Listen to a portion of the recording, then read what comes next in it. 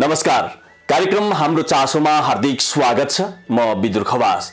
खबरपालिका media network प्रालीको प्रस्तुति कार्यक्रम हाम्रो चासो तपाईँ धनकुटाबाट प्रसारणमा रहेका सबै रेडियो स्टेशनहरू, खबरपालिका न्यूजको युट्युब च्यानल, त्यस्तै गरेर कार्यक्रम प्रसारण भइरहेका रेडियोहरूको फेसबुक पेज र अनलाइनहरूबाट पनि हामीलाई हेर्न र सुन्न सक्नुहुनेछ। कार्यक्रम हाम्रो चासोमा विशेष गरेर हामी धनकुटालाई कसरी समृद्ध धनकुटा बनाउन सकिएला भन्ने विषयमा नै केन्द्रित रहेर सरकारवालाहरूसँग छलफल र कुराकानी बहस गर्ने गर्छौं। विशेष गरेर धनकुटाको विकास र समृद्धिमा हाम्रा विभिन्न क्षेत्रबाट चाहिँ कसरी धनकुटाको उन्नति र समृद्ध धनकुटा बनाउनको लागि सम्भव होला त, यी र यिनै विषयवस्तुमा छलफल गर्नको लागि आज हाम्रो स्टुडियोमा हुनुहुन्छ समसामयिक विषयमा आफ्नो साहित्य मार्फतबाट, आफ्नो कविताको मार्फतबाट खरो रूपमा प्रस्तुत हुने कवि, युवा कवि उत्तम तुम्सा लिम्बू आज हाम्रो स्टुडियोमा हुनुहुन्छ। उहाँलाई कार्यक्रममा हार्दिक स्वागत गरौँ। स्वागत छ यहाँलाई। एकदमै धेरै आराम हुनुहुन्छ? एकदमै दाजु। आजभोलि विशेष गरेर हैन दशैं भर्खरै सिद्धिएको छ, कसरी दिनहरू बित्दैछ? दिनहरू त अहिले तत्काल चाहिँ अब मेरो खास बसाइ चाहिँ अहिले आज हालको बसाइ चाहिँ अब काठमाडौँ हो। तर म यो दशैंको लागि भनेर यो दशैं चाहिँ एउटा बहाना हो, एउटा परिवारको भेटघाटको लागि गाउँ आएको थिएँ। अनि गाउँ आउने क्रममा यो सन्दर्भ सौभाग्य मिल्यो हजुरसँग यहाँनिर गफ गर्ने।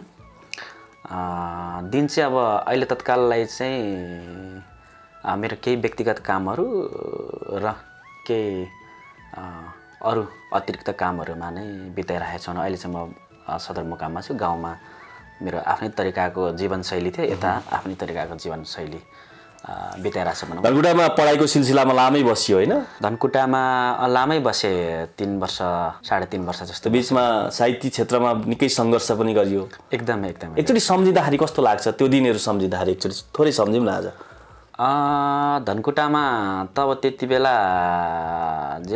बेलाको ऊर्जै फाल्टै थियो। जति बेला हामीले त्यो कवितामाथि साहित्यमाथि चाहिँ कामहरू गर्थ्यौँ धनकुटामा रहेर, त्यति बेला चाहिँ यही ठाउँ हाम्रो लागि एकदमै ठुलो त्यो माहौल एउटा ठुलो भइदियो भनौँ न। यहाँनिर नै यहाँको अडियन्स चाहिँ हाम्रो लागि एकदमै धेरै मासमा पुगेको हुन्थ्यो होइन।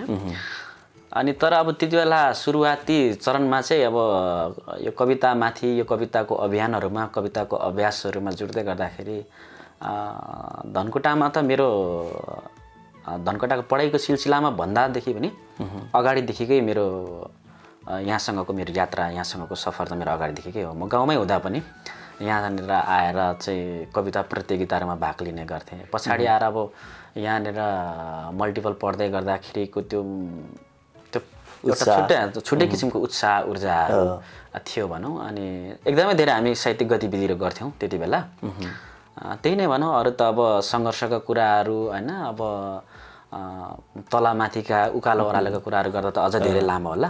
तर जस्तो हामी एकदमै धेरै गतिविधिहरू, अलिक फरक गतिविधिहरू, पृथक गतिविधिहरू चाहिँ गर्थ्यौँ भनौँ न। आज मैले कार्यक्रममा अलिकति पृथक ढङ्गले सञ्चालन गर्न खोजिरहेको छु।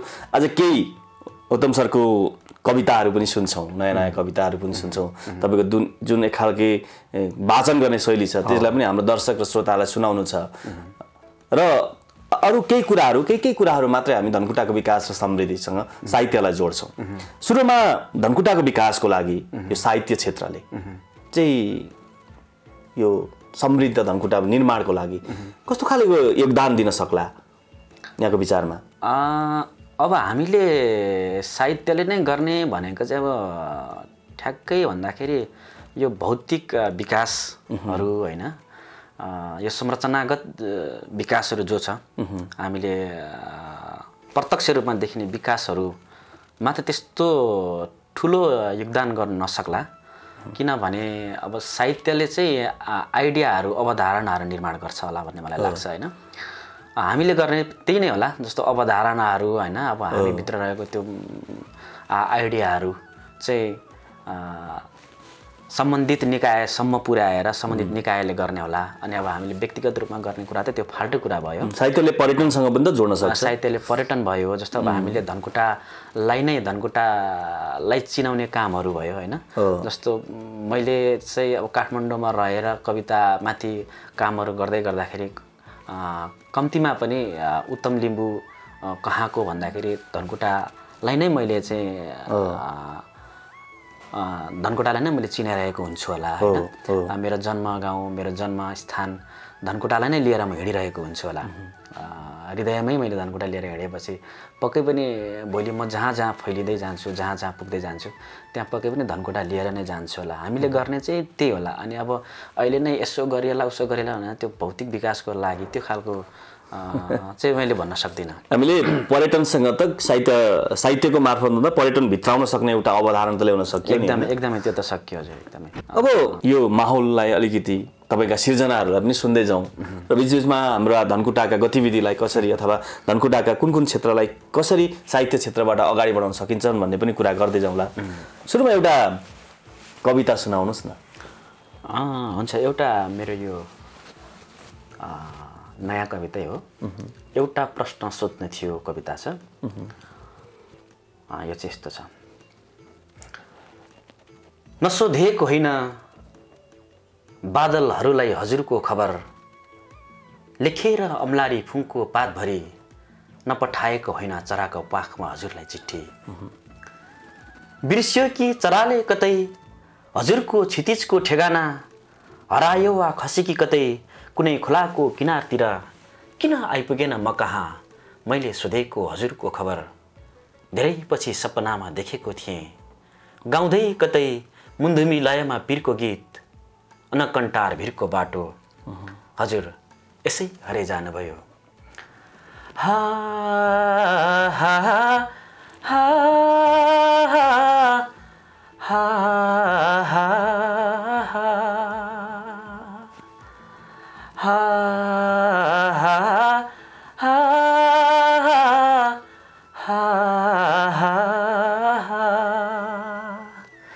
मायाले छेक्छ मायाकै बाटो, मायाकै तगारो। मायाले छेक्छ मायाकै बाटो, मायाकै तगारो। मन चोरी लान्छ बन्चरी पंक्षी, मन रुन्छ झन्सारो। बरिलै मन रुन्छ झन्सारो। घुमाउने दाह धमिलो पानी, जलहन्छ जलहारी। घुमाउने दाह धमिलो पानी, जलहन्छ जलहारी। मनैमा पीरको 100,000 गाँठो, लौहेर उगारी। बरिलै लौहेर उगारी, बरिलै लौहेर उगारी। त्यसपछि म एक्लै बाँच्ने भइसकेको थिएँ। समयको याम फेरि नै लाग्दा अचानक बतासले हजुरको खबर ल्यायो।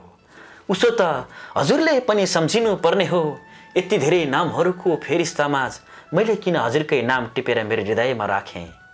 उसो त हजुरले सोच्नु पर्ने हो, यति धेरै निश्चल आँखाहरूमाझ म किन हजुरकै आँखामा अल्झिएँ। जानुभन्दा अगाडि हजुरलाई एउटा प्रश्न सोध्नु थियो, कुन हावाको बेगले म खसेँ हजुरको नजरबाट। धन्यवाद। एकदमै राम्रो कविता छ। तपाईँको यो स्टाइल जुन छ नि, हजुर, तपाईँका हरेक कविताहरूमा गाउँघरका लुकेर रहेका भनौँ न ती विभिन्न भाकाहरू प्रस्तुत भएको देखिन्छ। गाउने शैली पनि त्यस्तै राख्नु भएको छ। यो शैलीले गाउनुपर्छ अथवा यसरी गाउँघरका भाकाहरूलाई टपक्क टिपेर कवितामा उतार्नुपर्छ भन्ने प्रेरणा चाहिँ कताबाट मिल्यो उत्तमजी? त्यो चाहिँ यस्तो हो, जस्तो हामीले जुन चिजलाई भोगेर आइन्छ, जुन चिजलाई देखेर आइन्छ, जुन चिजलाई छोएर आइन्छ, हामीले त्यही कुराहरूलाई नै लेख्छौँ होला भन्ने लाग्छ। आम कविहरूले गर्ने नै त्यही हो होइन। अनि मैले चाहिँ अब जुन बेलादेखि मैले कविता लेख्न थालेँ, त्यो चाहिँ मैले भोगेको समय, मैले देखेको समय हो नि त। अनि म हुर्केको समय त्यही हो। अनि ममा सबैभन्दा धेरै चिज, हृदयमा कुनै चिज छ भने मसँग यही लयहरू छ, यही चिजहरू छ। म यही चिजलाई नै बाहिर ल्याउन चाहन्छु। आफ्नो गाउँको लय होइन, आफ्नो ठाउँको लय। त्यही नै पनि होला जस्तो मान्छेले आफ्नो आकृति अब कवितामा नेपाली कवितामा अस्तित्व खोज्ने क्रममा पहिचान खोज्ने क्रममा सायद मेरो छाया मेरो आकृति यही नै होला हैन भन्नुको मतलब अब मैले जसरी आफ्नो ठाउँलाई प्रेजेन्ट गरिरहेको छु यो अरूको लागि नयाँ हुन्छ नि त यही चिजलाई बोकेर आउँदा र मेरो छाया मेरो कवितामा पहिचान यही होला जस्तो लाग्छ र म यही माथि नै काम गरिरहेको हुन्छु भनेपछि जहाँ जहाँ उत्तम कविताहरू गुन्जिन्छन् अथवा जहाँ जहाँ तपाईँ पुग्नुहुन्छ त्यहाँ हाम्रो धनकुटाको एकदमै प्रस्तुति अथवा धनकुटाको चाहिँ उपस्थिति रहन्छ हैन यो मैले जुन यो मेलोडीहरू गइरहेको छु यो मेलोडीहरू यो अहिलेको मेलोडी चाहिँ अलिकति मैले यसलाई परिमार्जन गरेको मेलोडी हो हुन चाहिँ यो गाउँकै लयहरू भाकाहरू जो चाहिँ हामीले त्यो सानो बेलामा घाँस काटी हिँड्दाखेरि हैन गोठालो गरी हिँड्दाखेरि गाई हिँडेको लयहरूलाई मैले अलिकति परिमार्जन गरेर यसरी प्रयोग गरेको मात्रै हो अब तपाईहरु जस्तै सानसाना भाइ बहिनीहरू पनि हुन्छन् जो अहिले स्कुल लेभलमा पढिराख्नु भएको छ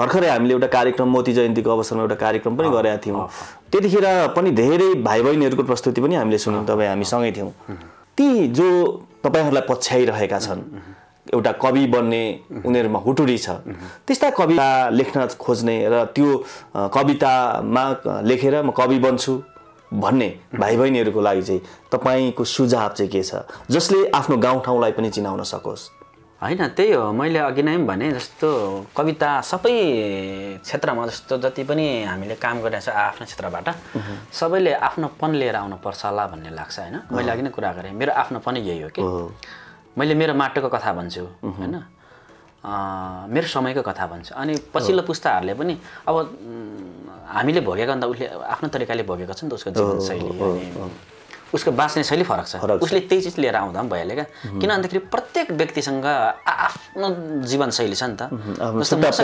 मसँग आफ्नो कथा छ त्यो मेरो आफ्नो कथा भनेको मेरै पहिचान हो के र उनीहरुसँग पनि पछिल्लो पुस्ताका भाइहरुसँग पनि भाइ बहिनीहरुसँग पनि उनीहरुको आफ्नो कथा त छ नि त उनीहरुले आफ्नै चिजलाई आफ्नै तरिकाले प्रस्तुत गर्ने जस्तो अरूको तरिकाले छ हैन जस्तो पछिल्लो चाहिँ अलिकति एउटा ट्रेन्ड कस्तो भइदिएको छ भने यो टिकटकहरुले के गर्दाखेरि एकदमै धेरै त्यसलाई फलो गर्ने भइराछ नि त त्यसले चाहिँ आफ्नोपन कहिलेकाहीँ गुम्छ त्यो टिकटकमा जसले बनाउनु भयो त्यो उहाँहरुको नै फ्लेभर हो हैन तर हामीले आफ्नो फ्लेभर चाहिँ बनाउन जरुरी छ भनेपछि आफ्नोपन दिन जरुरी छ हरेक कुरामा हो एकदमै अब तपाईहरु जस्तो कविले जो कविताबाट साहित्यबाट धनकुटाको एउटा प्रतिनिधित्व गरिरहेको छ धनकुटाको गाउँ घरका कुराहरुलाई चाहिँ कसरी ल्याउनु पर्ला ताकि त्यो विश्व सामु पुगोस् हैन जस्तो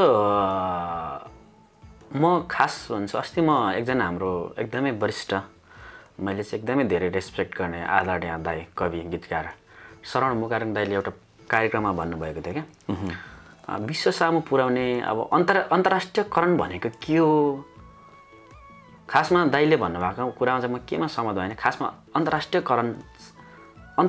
चिज चाहिँ त्यस्तो केही नै नहुने रहेछ क्या खासमा राष्ट्रियमा चाहिँ जस्तो दाइले एउटा उदाहरण दिनुभएको थियो हामी त्रिभुवन अन्तर्राष्ट्रिय विमानस्थल भन्छौँ त्रिभुवन अन्तर्राष्ट्रिय विमानस्थल त नेपालमा अन्तर्राष्ट्रिय त होइन त्यो त राष्ट्रिय विमानस्थल हो त्यो कसरी अन्तर्राष्ट्रिय हैन भन्नुको मतलब के भन्दाखेरि हामीले जे चिज चाहिँ बाडिरहेका छौँ यही चिज चाहिँ तपाईको अरू ठाउँ लगेर सुनायो भने उनीहरुको लागि त्यो पृथक नयाँ हुन्छ नि यो आफैमा उनीहरुले त्यसलाई एप्रिसिएसन गर्छ त्यो एप्रिसिएसन हुनु भनेको नै हाम्रो कथा उनीहरुले आफ्नो सम्झिदियो अथवा उनीहरुको ढंगले हेरिदियो हैन बुझिदियो त्यो नै होला अब फैलाउने क्रममा यो भाषा यताउति अब भनेर मैले पनि नभनेको नि पहिले भनेको हो तर आफूले कसरी उनीहरुलाई प्रस्तुत गर्न सकिन्छ कसरी बुझाउन सकिन्छ भन्ने कुरा नै होला अनि जस्तो मैले यो अब बोकिरहेको चिज मैले लिएर हिँडिरहेको चिज मैले यही चिज पनि जस्तो कुनै पनि अब दक्षिणी मुलुकहरुमा गएर सुनायो उनीहरुको लागि त्यो त नयाँ हो यद्यपि हाम्रो नेपालमै पनि यो कुराहरु कति मान्छेलाई नयाँ लाग्छ के पश्चिमतिर अथवा नेपालमै मैले यो गरिरहेको प्रयोगहरु त नयाँ प्रयोगहरु हो नेपालकै कविताको सन्दर्भमा त यो प्रयोगहरु त नयाँ हो त्यसो हुँदाखेरि हामीले आफ्नो प्रस्तुति आफ्नो पन्दै लिएर गयो भने यो आफैमा अब एउटा राष्ट्रिय चिज चाहिँ अरु सामु गएर देखाउने चिज होला हैन जस्तै नि उत्तमजीले जुन कवितामा नयाँ शैली ल्याउनु भएको छ अघि तपाईले पनि भन्नुभयो यो नेपालको लागि भनौं न विश्वको लागि यो धार त मैले पनि कहीँ पनि सुनेको छैन तपाईबाट मात्रै सुने यसले के भन्ने के धार भन्ने कतातिर लम्किन खोज्दै गरे धार हो यो हैन यो अब हामीले लेखिरहेको कविता चाहिँ अब अलिकति स्वच्छन्द हैन जस्तो भन्नुको त स्वतन्त्र भएर उन्मुक्त छन्दमा हामीले लेखिरहेको हो नि त धारको हिसाबले चाहिँ यो अब यो त्यही नै हो तर अब यो कुन के भनेर अब यो चाहिँ नितान्त यो चाहिँ मेरो अब यो मलाई यसरी चिनिदियो हुन्छ यो मेरै धार मात्रै हो किन भन्दाखेरि यो मैले लिएर आएको चिज हो नि त यो मेरै धार हो किन भन्दाखेरि जो चिज योभन्दा अगाडि त्यति प्रयोग भएन हैन अनि अब अहिले हामीले जसरी कवितामाथि काम गरिरहेका छौँ अब बिचमा यसरी अब एउटा म्युजिकल पोइम भनेर जसरी प्रयोग गरिरहेका छौँ यो हाम्रो आफ्नै धार हो हैन अब यसले नयाँ पन्द दिन खोजेको छ नि त हैन जस्तो मैले भन्नु खोजेको मेरो आफ्नो व्यक्तिगत विचार चाहिँ के हो भन्दाखेरि हामीले कविताको योभन्दा अगाडि चाहिँ पाठक मात्रै बनायौँ दाइहरूले एकदमै धेरै पाठक चाहिँ बनाउनु भयो पाठक भनेको चाहिँ एउटा सर्कल हुन्छ त्यो एउटा सीमित सर्कलले मात्रै पढ्ने हुन्छ तर हामी चाहिँ पाठक मात्रै होइन पाठक प्लस श्रोता बनाउने श्रोता दर्शक श्रोता बनाउने अभियानमा हो नि त म एउटा उदाहरण यसरी भन्न मिल्छ अहिलेको प्रविधि सँगसँगै जुन प्रविधिको युग छ त्यो सँगसँगै चाहिँ यो परिमार्जित भदै गएको हो अथवा त्यसरी त्यतातिर लान खोजिएको भन्न पनि मिल्यो एकदमै जस्तो अब हामीले मैले गरिरहेको अनि अब पछिल्लो समयमा धेरै साथीहरू हामी सँगै छौँ मेरो अभियान अब पहिले जस्तो कविता वाचन गर्नु कुनै पनि प्रोग्राममा जाँदै गर्दाखेरि पहिलेको कविहरूले आफ्नै गोजीको भाडा लिएर कविता वाचन गर्न जान्थ्यो हैन अनि त्यसरी त कवि कसरी बाँच्छ कविलाई त्यति बेला एकदमै धेरै त्यो बिचारापनको नजरले हेर्नुको कारण पनि त्यहाँनिर छ क्या तर अहिले कम्तीमा मलाई कसैले कुनै पनि कार्यक्रममा चाहिँ बोलाउँदैछ भने एकचोटि चाहिँ सोधिदिनुहुन्छ क्या तपाईँको जस्तो पारिश्रमिक के कसरी लिने गर्नु भएको छ भनेर भलै उसले जति दियोस् त्यो आफ्नो ठाउँमा छ हैन उसको स्वैच्छिक होला तर कम्तीमा त्यो सोध्नु सबभन्दा ठुलो कुरा हो यो अभियान अनि अब त्यो त हाम्रो तर्फबाट हामीले गर्ने माग हो तर हामीले त्यो चिजहरू माग गर्दै गर्दाखेरि हाम्रो तर्फबाट उनीहरूले के दिन्छौँ त हैन जस्तो अब हामी अब कविता कन्सर्ट भनेर कविता कन्सर्ट त गर्छौँ तर कविता कन्सर्ट भन्ने बित्तिकै चाहिँ हामी चाहिँ अब त्यो पहिलेकै जस्तो शैलीमा अब दाइहरूको अग्रजहरूको शैलीमा चाहिँ ठ्याक्कै एउटा बन्द कोठाभित्रमा जाने अनि अगाडि एउटा चाहिँ तपाईँको डायरी पल्टाउने अनि खालि त्यो टेक्स्ट हेरेर न त्यो चाहिँ अडियन्ससँग कुनै एट्र्याक्सन छ हैन कुनै के छ यसो हेरेको छ मेरो कविताको शीर्षक चाहिँ यो भनेर सक्यो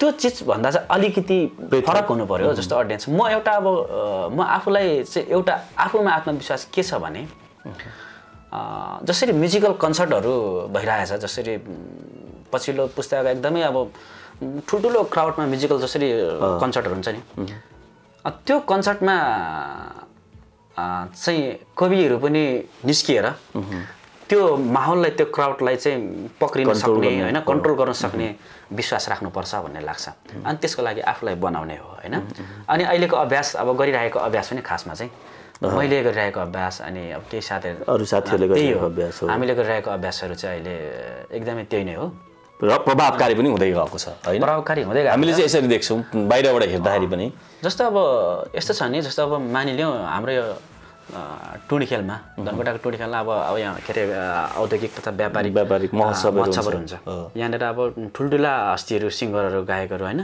आउनुहुन्छ गाउनुहुन्छ ल मानिलिउँ त्यहाँ कुनै पनि कविको उपस्थिति भयो कवि पनि आएर त्यहाँ सिङ्गरले जो वेब पैदा गरेर गएको छ जुन तरङ्ग त्योभन्दा कम्ती हुनु भएन त्यसको लागि हामीले विभिन्न माध्यमहरू खोज्नु पर्यो जस्तो अहिले हामी किन ब्यान्डसँग कार्यक्रम गर्छौँ जस्तो म आफै स्वयं पनि किन कविता म आफ्नो कार्यक्रम भयो भने त प्राय म ब्यान्डसँग कविता प्रस्तुत गर्छु भनेर अहिले मैले हिँडिरहेको छु होइन त्यो गरि पनि रहेको अवस्था हो ब्यान्डले हाम्रो प्रस्तुतिलाई धेरै प्लस गर्छ अनि त्यो भएको हिसाबले गर्दाखेरि हामीले आफ्नो तर्फबाट गर्ने पनि गर्नुपर्छ र हाम्रो जुन माग छ त्यो पनि गर्दै अब फेरि एउटा कविता सुनौँ है किनभने आज अलिकति साहित्यिक माहौलै बनाउँ जस्तो लाग्छ मलाई एउटा कविता छ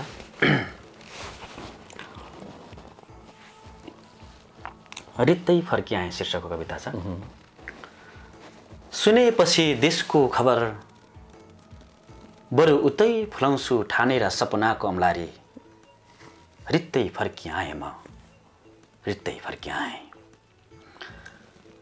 सुनेपछि देशको खबर बरु उतै फुलाउँछु ठानेर सपनाको अम्लारी रित्तै फर्किआएँ म रित्तै फर्किआएँ।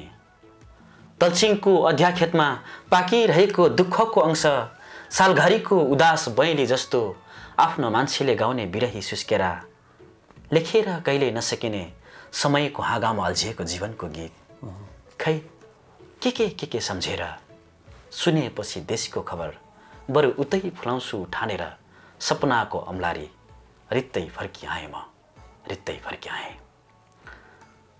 दौलत भनेको त नुहेको बाँसको पातमा अडिएको शीतको थोपा मात्रै पो सम्झिए कि या सम्झिए छोराले लेखी पठाएको गुनासोको लामो फेरिस्ता या सम्झिए माइतीको मायाले जीवनभर माइतीमै बुढी कन्या बसेको चेलीको पीर सम्झिए कि खै के सम्झिए सुनेपछि देशको खबर बरु उतै फुलाउँछु ठानेर सपनाको अम्लारी रित्तै फर्किआएँ म रित्तै फर्किआएँ। यो वैदेशिक रोजगारीमा गएका युवाहरूको लागि लेख्नु भएको हो यो कविता? यो एकदमै वैदेशिक रोजगारमा गएका युवाहरूको लागि नै हो। मैले योभन्दा अगाडि यसको यो अर्को कविता छ मुलुक कहिले फर्किन्छस् ठुले भन्ने कविता मैले लेखेको थिएँ। अनि त्यो कविताको यो चाहिँ खास एउटा जवाफ जस्तो हो कि त्यसमा चाहिँ मैले प्रश्न सोधेको थिएँ हजुर मुलुक कहिले फर्किन्छस् ठुले भनेर। यसमा चाहिँ म फर्केँ भनेर एउटा कवि हृदयले भनेपछि अगाडि चाहिँ कहिले फर्किन्छस् विदेशमा गएको छस् देशलाई सम्झेर कहिले फर्किन्छस् भनेर लेख्नु भनेको छ। यो चाहिँ म फर्केँ अब रित्तै भए पनि फर्केँ देशमा केही गर्छु रित्तै फर्किएँ जस्तो देशको खबरहरू सुनिसकेँ मैले हैन आफ्नाहरूको खबर सुनिसकेँ सबैको खबर सुनिसकेँ। अब म चाहिँ सबै चिजहरू छोडेर देशको लागि आफ्नाहरूको लागि फर्किन्छु भनेर बनाएको कविता सिर्जना हुन त अब त्यो कविता मार्फत पनि तपाईँले भनिसक्नु भएको छ देशको माया गर्नेहरू देशमा फर्क्यौँ देशमा केही गरौँ भनेर भनिसक्नु भएको छ। धनकुटाका पनि धेरै युवाहरू विदेशतिर जानु भएको छ कोही त उतै बस्ने गरी जानु भएको छ कोही फर्किने गरी जानु भएको छ। उहाँलाई फर्केर यहाँ केही गर्नुपर्छ भन्ने भावना जगाउनको लागि तपाईँको तर्फबाट केही सन्देश हुन्छ? होइन म चाहिँ त्यस्तो फेरि विदेश चाहिँ नजानु भन्ने पक्षमा पनि छैन जाने त हो तर त्यसरी उतै सेटल हुने गरी उतै आफ्नो जीवन पर्यन्त उतै बस्ने गरी चाहिँ नजानु भन्छु होइन। हजुर अब यो समय गतिशील छ परिवर्तनशील छ होइन मान्छेले संसार त घुमि नै राखेको हुन्छ हामीले होइन। त्यस कारणले गर्दाखेरि संसार बुझ्नलाई भए पनि संसार पढ्नलाई भए पनि विदेश त जानु तर फर्केर चाहिँ आउनु भन्ने कुरा हो। एउटा समय सन्दर्भ पार गरिसकेपछि होइन एउटा अवधि पार गरिसकेपछि देश फर्केर हामीले उता चाहिँ जानेका भोगेका कुराहरूलाई यता हामीले त्योबाट चाहिँ हामीले नयाँ कामहरू गर्न सकिन्छ होइन। अब यहाँदेखि मैले फेरि विदेशै तिमी नजाऊ भन्ने खालको त म भन्दिनँ तर गएकाहरूलाई फर्किने उता त्यो फर्केर देशमा केही गर्ने भन्ने कुरा चाहिँ सन्देश दिन चाहनुहुन्छ है। म अघि तपाईँको विगतमा हिजोस्ति धेरै सुनिएको कविता लहरी के भन्छ नि भाकामा त्यो लोरी त्यो पनि एउटा म्युजिकल पोइम हो। त्यो चाहिँ मैले आजभन्दा 1 वर्ष अगाडि युट्युबमा रिलिज गरेको थिएँ म्युजिकल पोइम भनेर। त्यसमा मैले आफ्नो स्टोरी त्यो एउटा कविताको स्टोरी भन्ने कोसिस गरेको छु। अलि सुन्न मिल्छ? हुन्छ त्यो चाहिँ यस्तो छ त्यो चाहिँ अब विशेष गरी धेरै त्यसमा चाहिँ मेलोडी नै छ। त्यो मेलोडीमा चाहिँ मैले स्टोरी बनाएको छु त्यो चाहिँ म अलिकति तपाईँलाई भन्छु। त्यो चाहिँ स्टोरी हेर्दाखेरि धेरैले कतिले त्यो मेरो स्टोरी युट्युबमा हेर्नुहुनेले चाहिँ त्यो एकैचोटि अलिकति लामो भएकोले अलिकति त्यो उनीहरूले त्यो हेरिसक्दा पनि एकैचोटि त्यो नबुझेको भन्ने छ। त्यो चाहिँ एउटा निसन्तान एकदमै निर्दोष निसन्तान इनोसेन्ट जोडीहरूको कथा हो। त्यो जोडीको चाहिँ एउटा गाउँको एउटा एकदम सामान्य परिवारको गाउँको निसन्तान बुवा आमा अथवा निसन्तान प्रेमी प्रेमिकाको भनौँ होइन जे भने पनि उनीहरूको कथा थियो। त्यो चाहिँ यस्तो छ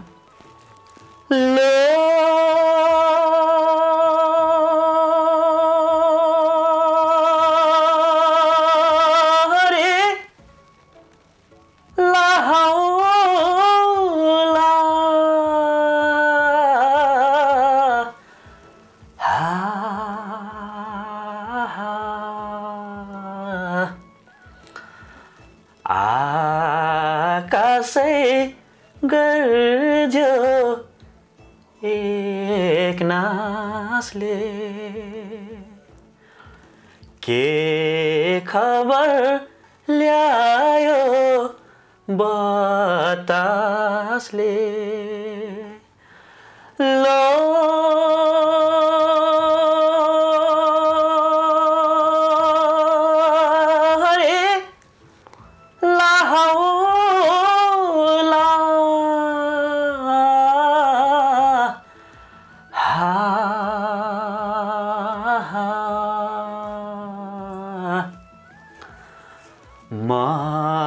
मनैको बहको देख्छ भावीको लेखाको छेक्छ लो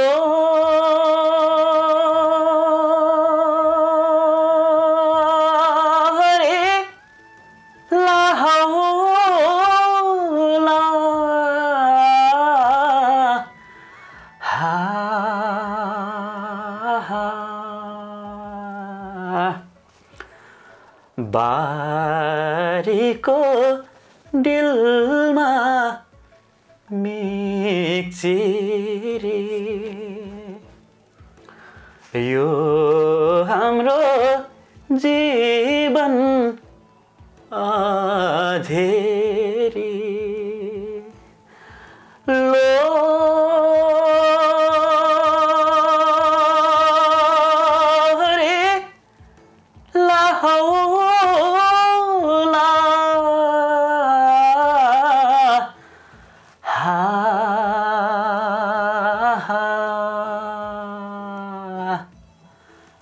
कसले पो गाउँदै हिँड्यो होला र हो दुःखको वजन बोकेर खानी गाउँको उकालै उकालो कसले पो गाउँदै हिँड्यो होला र हो दुःखको वजन बोकेर खानी गाउँको उकालै उकालो हिबु खोलाको धमिलो पानीमा अमिलो जाँड खाँदै कसले पो गाउँदै हिँड्यो होला र हो उत्तिसका पातहरूसँग जीवनको गीत छरुवाको बगरै भरी खसेर जाने शीतैको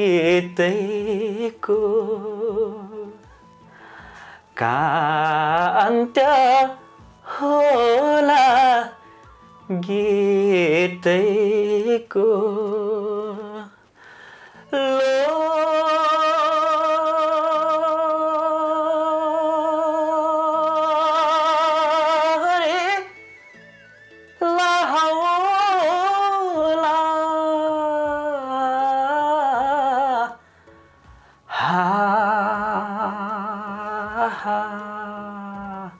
धन्यवाद धेरै धेरै कति मजाले तपाईँले यो गीत सँगसँगै कविता गाउनुहुन्छ होइन तपाईँको एउटा स्टाइल मलाई पर्सनली भन्नुहुन्छ भने धेरै पनि मनपर्छ र आम दर्शकले पनि आम श्रोताले पनि मन पराउनु भएको छ र न तपाईँको हरेक कार्यक्रमहरूमा यो गाउने सँगसँगै फेरि वान्स मोर भनेर आवाजहरू आउँछ होइन ठिक छ तपाईँसँग धेरै कुराहरू गर्ने इच्छा पहिलेदेखि नै थियो आज अलिकति पुरा भएको छ तर समय हामीसँग अलिक एकदमै कम छ त्यसैले फेरि बसाइहरूमा पनि तपाईँका अन्य कविता पनि सुनौँला अब यो अन्त्यमा धनकुटावासी र धनकुटाबाट बाहिर जानुभए अनि देश विदेशमा रहनुभएका आम सबै नेपाली दाजुभाइ तथा दिदीबहिनीहरूलाई के सन्देश दिनुहुन्छ साहित्यले कसरी आफ्नो ठाउँको विकास गर्न सक्छ भनेर अघि नै पनि हाम्रो कुरा भइहाल्यो साहित्यले कसरी ठाउँको विकास गर्छ भन्दाखेरि हामी अघि तपाईँले पनि भन्नुभयो जस्तो पर्यटन मार्फतबाट होइन अनि जस्तो हामी कुनै ठाउँमा जाँदै गर्दाखेरि यहाँको चिजहरू यहाँको बिम्बहरू यहाँको माटोको सुगन्धहरू बोकेर हाम्रो कविताहरू प्रस्तुत गरिरहेका हुन्छौँ ठाउँलाई आम मानिससम्म परिचित गराउनु पनि एउटा ठाउँको विकास हो होइन एउटा अतिरिक्त विकास होला होइन अनि त्यही हो हामी अब खास चाहिँ अब हामी एउटा संरचना एउटा अवधारणा जस्तो मानिसहरूलाई चाहिँ बाँडिरहेका हुन्छौँ जस्तो मेरो धेरै पहिले लेखेको कविता थियो एउटा युगका स्वरहरूको अन्तिम एउटा हरफ थियो क्या भन्नुको मतलब त्यो चाहिँ एउटा हाम्रो अवधारणा हो जसरी त्यो चाहिँ अहिले मलाई कहाँ लागू भइरहेको छ जस्तो लाग्छ भने धरानमा के जसरी मेरो अब हर्क साम्पाङले एउटा श्रमको अवधारणा विकास गर्नु त्यो मेरो एउटा अन्तिम थियो क्या साथी आफ्नै नङ्ग्रा ज्योति र आफ्नै घरबारीको बाँझो फोर्नु